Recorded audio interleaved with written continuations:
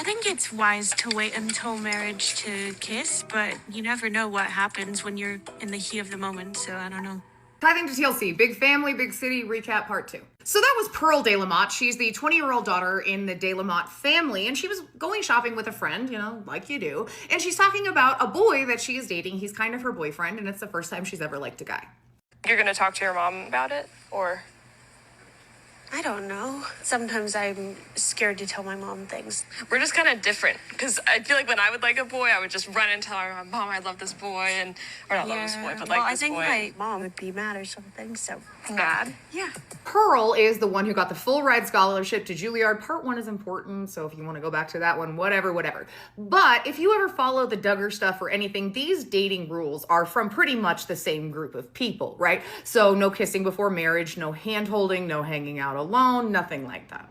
Why did you say probably? Do you not agree with your parents that that's something you should absolutely do?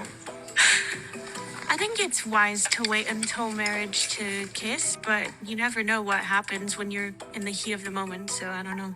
Pearl basically says, she's like, just because I went to the window doesn't mean I'm going to go to the wall, you know, and you know the rest. But I thought it was really impressive that she was speaking out in that way about how she doesn't necessarily agree with those things, because being brought up in that environment, you are not encouraged to disagree with anything. Then they jump over to all the siblings hanging out, talking, because they're planning a birthday party for one of the other siblings. And Pearl's not the only sibling that has a partner, and they talk a little bit about what that's meant in their lives and how things have kind of gone. Being a homeschool kid, I never really had any friends my own age. I don't relate to the topics of conversation that young people tend to have. You're into weird things. Yeah, like I'm not normal at all.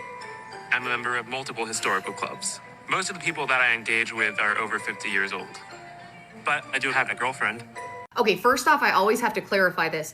The way and the group that they were coming from, the way that they do homeschooling is much different. I always get someone so upset that's like, how dare you? Hey, dude, I used to homeschool, okay? And I was a stay-at-home mom for a little bit, you know, when that was working out. I'm not. Go look up the curriculum that they were being schooled from and then come back. That particular group, like a lot of other groups, encourages isolation for people that are not extremely like-minded, this sort of thing. So just, you know, you went and looked. Okay, see, you get it now. Okay, let's continue. Damn, Gina. Both of the kids, though, are kind of operating in secret with this stuff that they've got going on, or not necessarily being as open as they would like to be. How long have you guys been, like, official? 4 months, almost exactly. Wait, aren't you only allowed to talk to her once a week or something? Or Twice a week. What? Well, Mama said we can only talk twice a week. why? I mean, she just doesn't want me to hear. Does she know how serious you are about her? No. Really? My parents have sets of rules of dating. Getting into my first relationship has really strengthened my will to become independent, looking for a steady job, and I have never rented any place by myself. And those are all things that I know now that I need to do. That is Josiah. He's the oldest, 22 years old, and they had a scene with his little girlfriend, and watching them talk to each other, and they were holding hands, and you can tell they're so in love. And watching a lot of these kids talk, they've got great little heads on their shoulders. But he still feels that he can't be as open. Well, I feel that I can't tell my parents some aspects of my relationship because they've already planned my life out for me. While I don't think I'm lying, not saying certain things has been hard. Oh, and they're serious too. Like, these kids got some plans. Have you told your parents about us? No, I mean, my mom has a very specific set of plans for me, and if I were to deviate from those, she'll be extremely angry. Eleanor and I have chosen to get married, and no, I'm not telling my parents. My mom would caution me to slow down and tell me that every single day makes me feel really bad. What I found interesting about the mom's decision and how she he says it would be terrible. This would be absolutely terrible. She's going to be so angry. And I wonder if it's like, don't make the same mistake I made, even though I'm not admitting that I made a mistake. I was so attracted to Amber, and I think she was that attracted to me also. I was really in love with Mark, and it was hard for me to control myself. Yeah. We basically got engaged and married right away because we wanted to have. Yes. I'm still really in love with Mark. And I'm in love with you.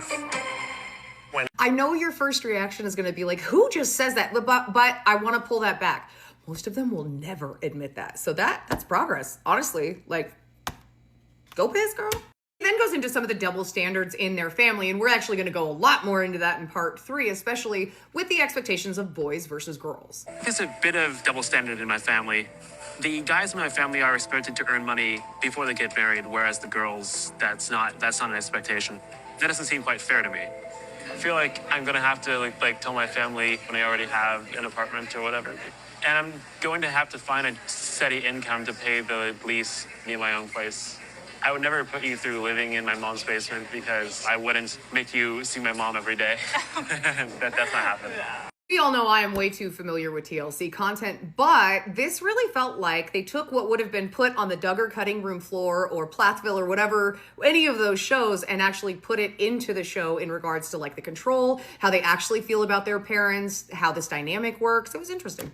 Then dad comes home and mom goes to the door and meets him and gives him this big hug and says, I missed you. And that's kind of part of the marriage classes that they're taught is that when he walks into the house, it's really interesting. If you ever want to deep dive on that one, I strongly suggest it. But like a lot of these shows do with these big families, one of the biggest interests I notice people having is how they pay for food. They go into that and that there's just not always enough money for food, or they have to shift stuff around from different credit cards, that sort of thing. The big hubbub in that scene is they have a daughter and she wants to sit down with them and tell them that she has a boyfriend and she'd like to invite him to the birthday party they're having for another sibling the next day.